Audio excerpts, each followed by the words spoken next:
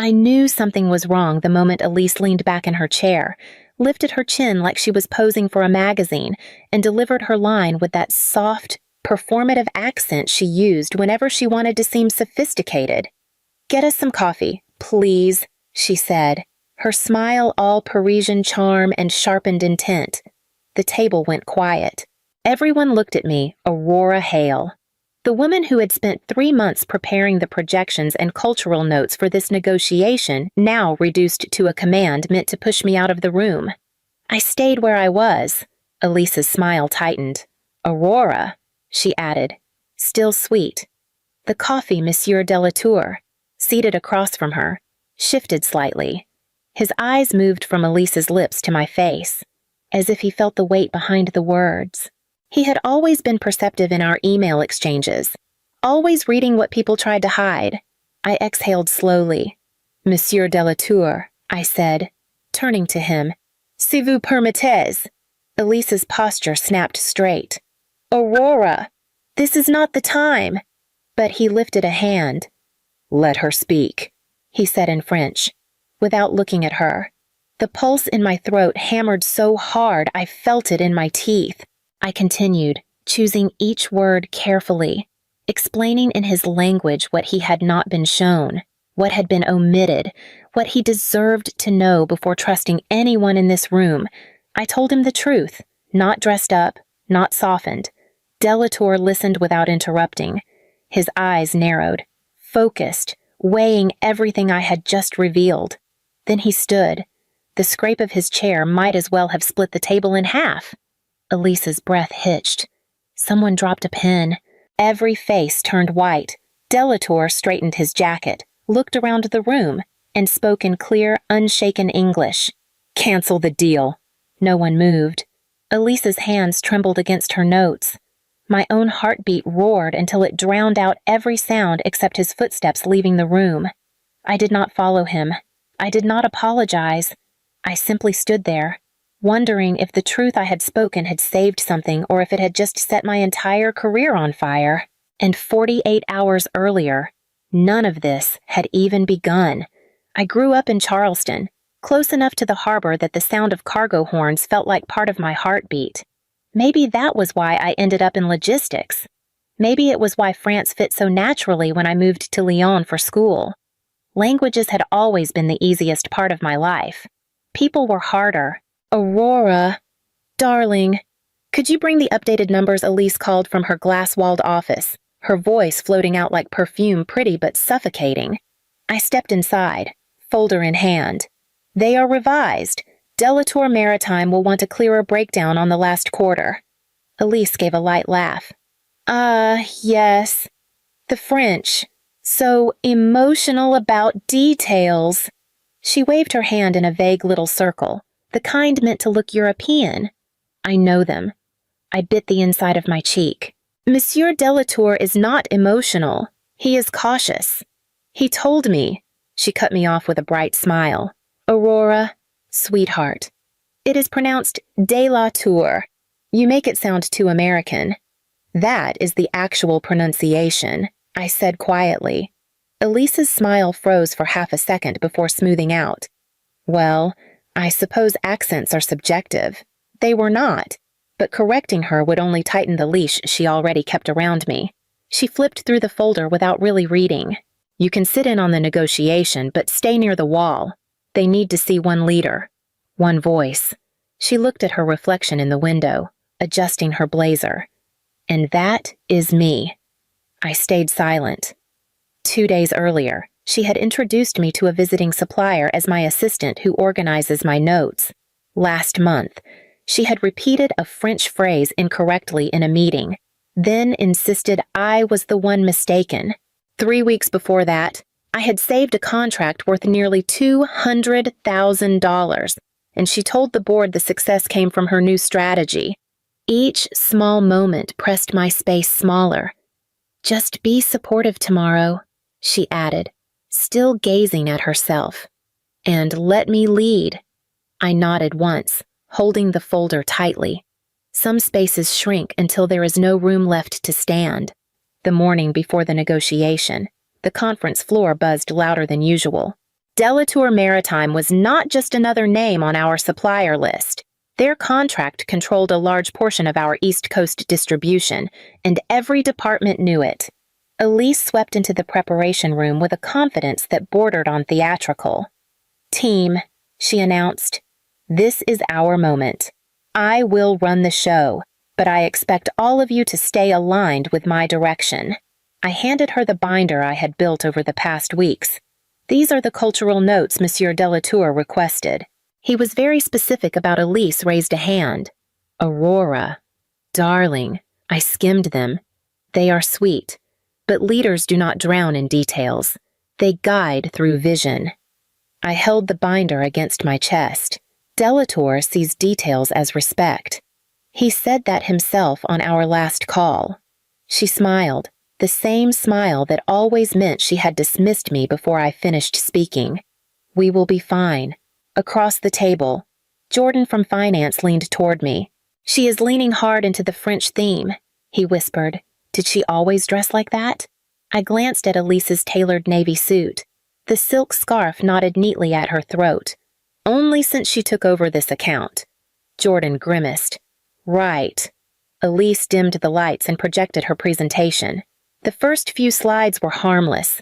Then one number caught my eye, a shipment forecast inflated by nearly 30%. Delatour had rejected that projection weeks ago. "Elise," I said carefully, "that figure is incorrect. It might come across as dismissive of his concerns." She did not look at me. "The number stays. It strengthens our position." "That is not how he sees it," I whispered. Her eyes flicked toward me, cold and impatient. "Aurora." I said it stays. I forced myself to swallow the warning rising in my throat.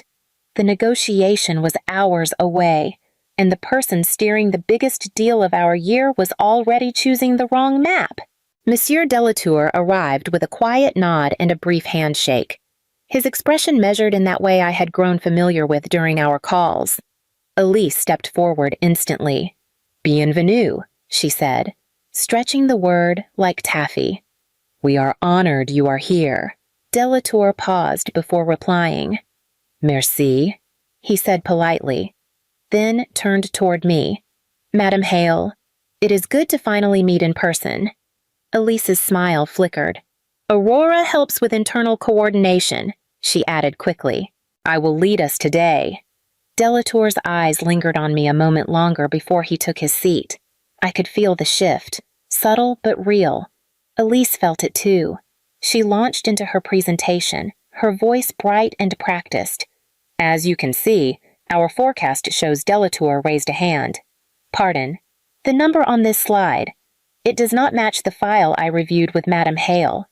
Elise blinked. "Oh, that figure is aspirational." "It is inaccurate," Delatour said calmly. I opened my binder. "The updated projection is here." Elise cut me off with a tight laugh. "Aurora, that is not necessary. You are overwhelming our guest." Delatour's brows pulled together. "She is clarifying." A flush crept up Elise's neck. "We do not want confusion," she insisted. "Aurora, let me handle this." He leaned back, studying her. "Then answer. Please. Why the change?" Elise's mouth opened, then closed. She glanced at me, panic behind her eyes. I waited, giving her space to answer. She did not. Instead, she turned her whole body toward me. "Aurora, be a dear and get us some coffee. Please." The room stilled. My cheeks burned, but my feet stayed planted. The command dug into every old bruise she had ever left on my dignity. Delatour watched me carefully, waiting to see what I would do. I kept my binder in my hands. I did not move toward the door. Elise's voice sharpened. "Aurora, the coffee." I stayed rooted in place, feeling the invisible line between us shift for the first time. And I knew I would not step out of that room. Delatour's gaze stayed on me, steady and expectant, as if he had already sensed what Elise was trying to bury. I lifted my chin. "Monsieur Delatour," I said softly. Je vous remercie pour votre patience. Elise snapped. Aurora. English. You are confusing. He raised a hand without looking at her. Continue. My heartbeat thudded so loudly I felt it in my ribs. Vous aviez demandé les prévisions mises à jour la semaine dernière. I said. Je les ai préparées. Elles devaient être incluses aujourd'hui. I held the binder open so he could see the files he recognized. Elles ont été retirées de la présentation. Pas par erreur. A muscle near his jaw tightened. Retiré, he repeated quietly. Elise forced out an uneasy laugh. This is a misunderstanding. Aurora is emotional about data. Non, he said sharply. Ce n'est pas une émotion, c'est la vérité. His eyes shifted back to the slide behind Elise, the one she had inflated to make her pitch look stronger. You changed figures we discussed. You hid revisions I required. Elise's voice wavered. Monsieur Delatour, if you will allow me to explain. He stood. The scrape of his chair felt like a verdict. He buttoned his jacket with slow precision, then addressed the entire room. In English, he said. So, there is no confusion. Elise froze. He looked at me once, then at the table, then directly at her. Cancel the deal. Elise lurched forward. Monsieur Delatour, please, this is unnecessary. She misunderstood your request. He did not acknowledge her. He collected his folder, tucked it under his arm, and headed toward the door.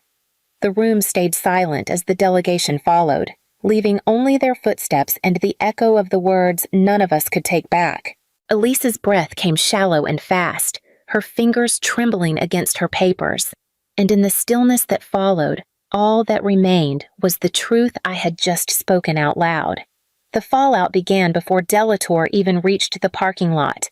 Phones rang, doors slammed, and voices rose across the floor like alarms. Elise stormed into the hallway, her heels hitting the tile so sharply the sound echoed. She ambushed me, she shouted to whoever would listen.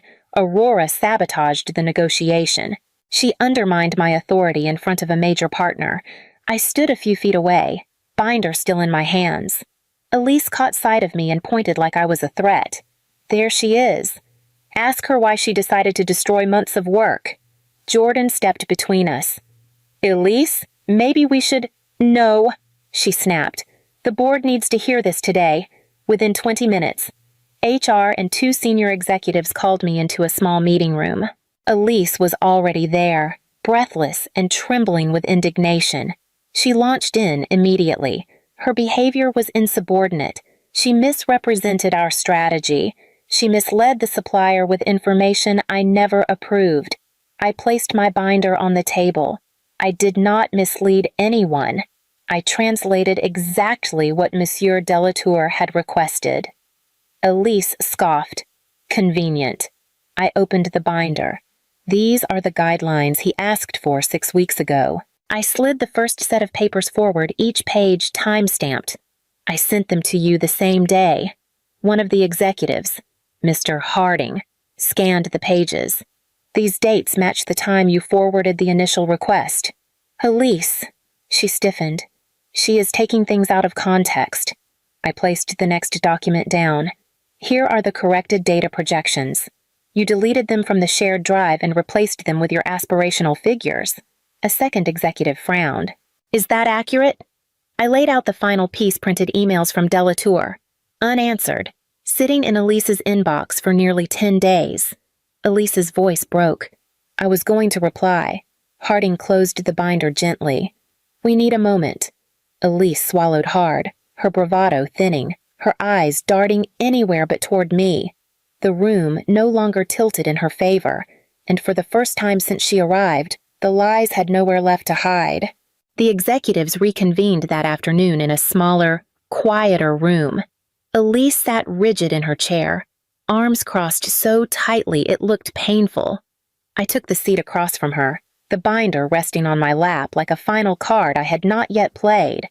Mr. Harding cleared his throat. Aurora, earlier you mentioned there were historical concerns about these processes. Are you prepared to show them? I opened the binder's last section. 3 years ago, I filed a compliance report. It documented repeated failures and protocol-missed deadlines, inaccurate forecasts, and incomplete supplier communication logs. I slid the packet forward. This pattern did not begin today. Elise's voice wavered. This is ridiculous. That report was dismissed. Not dismissed, I said calmly. Ignored? Harding scanned the pages, his expression tightening. Another executive. Ms. Rowe leaned in. These issues match what we saw this week. Same projection errors, same unreturned messages. Elise shifted uncomfortably. I was under enormous pressure. Everyone cuts corners. Corners, Ms. Rowe repeated slowly. Cost us nearly $200,000 in penalties 2 years ago. Elise's face drained. Harding closed the report. This was a preventable failure, and not a sudden one. The room fell silent. Elise tried again. I can fix this. Give me a chance to correct. Before she could finish, my phone buzzed in my pocket. I hesitated, but Harding gestured for me to check it. A single email sat on my screen. From Monsieur Delatour, subject Aurora Hale. I opened it carefully. You were the only honest one in the room. If there is to be another discussion, you must lead it. I will not return unless you are the primary contact. I looked up slowly. Elise stared at me, her eyes wide. Panic and disbelief tangled together. The dynamic had shifted again, and she understood it now clearly, painfully. The title on her door still said manager, but the room no longer treated her like one. The board called an emergency evening session, the kind reserved for crises that threatened more than money. Elise arrived first, sitting stiffly at the far end of the long table. I entered a minute later, carrying only a single folder, no binder, no stack of evidence, just what mattered next. Maria Langston, the board chair, gestured to an empty seat near her. Aurora, let's begin. Elise bristled. I should be leading this discussion. This is my department. Maria didn't look at her. We have heard your version. Now we need solutions. I opened my folder. Monsieur Delatour sent a message. He will return only if I lead the negotiation. I slid the printed email forward. He will not work with us unless there is structural change. A low murmur ran down the table. I continued, my voice steady. I have a plan to salvage the relationship. It requires transparency in all data, direct communication without intermediaries, and a cultural framework that respects the norms Delatour Maritime values. One board member leaned forward. Can you rebuild trust after what happened? Yes, I said, but only if we adjust how international negotiations are managed. Elise let out an incredulous laugh. She is exaggerating her importance. I didn't respond to her. To be clear, I said, looking only at the board, I cannot execute this plan under the current structure. Maria folded her hands. Explain. I will not work under Elise again. I said, not on this contract, not on any international account. Silence landed hard across the table. Elise's chair scraped as she shifted. You cannot make demands like that. I kept my gaze on the board. If we want to salvage this partnership, we must show Delatour Maritime that the person responsible for the failures is no longer directing the process. Another board member sat back slowly. This is a serious request. It is a necessary one, I replied. The tension in the room thickened, everyone weighing the cost of change against the cost of staying the same. The board's decision would determine far more than the fate of a single deal. Delatour returned earlier than anyone expected. No announcement, no formal scheduling. One moment the reception desk was quiet, and the next, he was standing in our hallway with a slim folder tucked under his arm. Elise hurried out of her office, smoothing her blazer. Monsieur Delatour, she said brightly. We can arrange a meeting room. I will. He walked right past her. His pace was steady, unhurried, as if he already knew exactly where he needed to be. He reached the conference room where the board was gathered and nodded politely before turning toward me. Madam Hale, he said, this is for you. He placed the folder in my hands. Inside was a revised contract terms adjusted. Penalties removed, flexibility expanded. It was better than the previous draft in every meaningful way. Elise hovered behind him, her voice cracking. I do not understand. Why is she being handed documents meant for leadership? Delatour addressed the board. Not her. We negotiate with her. Maria Langston gestured for us to sit. Monsieur Delatour, are you certain this is how you want to proceed? Yes, he said. She respects the work. She tells the truth. I trust her. Elise let out a tight, brittle laugh. This is absurd. She is not qualified to lead International. My new office was smaller than Elise's old one, but for the first time in years, the door felt like it belonged to me. No one hovered outside it, waiting to hand me someone else's notes. No one used my space as a shortcut to their own authority. It overlooked the Charleston harbor, the same water I had grown up hearing from my childhood porch. But now the sound carried something different permission. Maria stopped by that morning with a thin envelope. Your updated title, she said. No announcement, just clarity. I opened it. Director of International Negotiations. Nothing flashy, just accurate. I trust you know what to do from here, she added. I do, I said. A soft knock followed after she left. Jordan stepped in, holding 2 resumes. You get to build your own team, he said. Who do you want? People who listen, I replied. People who finish what they start. He nodded. You'll be good at this. Aurora. Later. I reviewed the final version of the Delatour Maritime contract. The only American signature was mine. Delatour had added a handwritten note at the end. Respect builds bridges. My inbox pinged. A message from Elise. Subject, congrats. No body text, no apology, no explanation. I deleted it. The board had reassigned her to an internal workflow unit, no clients, no international work, no negotiations. A quiet end, delivered without spectacle. She would not lead another meeting that jeopardized anyone's work again. I stood and walked to the conference room, the same type of room I had once been told to leave. Today, 6 people were already gathered, seated and waiting. When I stepped inside, the chatter faded. Faces turned toward me, not curious, not skeptical, but expectant. I set my folder on the table. We have work to do, I said. No one asked me to get coffee, and I took the seat at the head of the table, because it was finally mine to claim. Maria raised a hand. Elise, enough.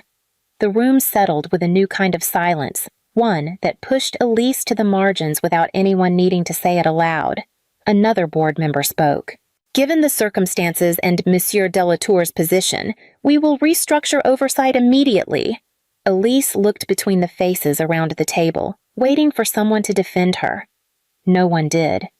The weight of their silence pressed down until her shoulders dropped. Maria delivered the final line. You will transition to internal operations until further notice. Elise blinked, stunned, not fired, but removed, contained, finished. Delatour turned back to me. Shall we begin? And for the first time, I stepped fully into a room I had once been told to leave.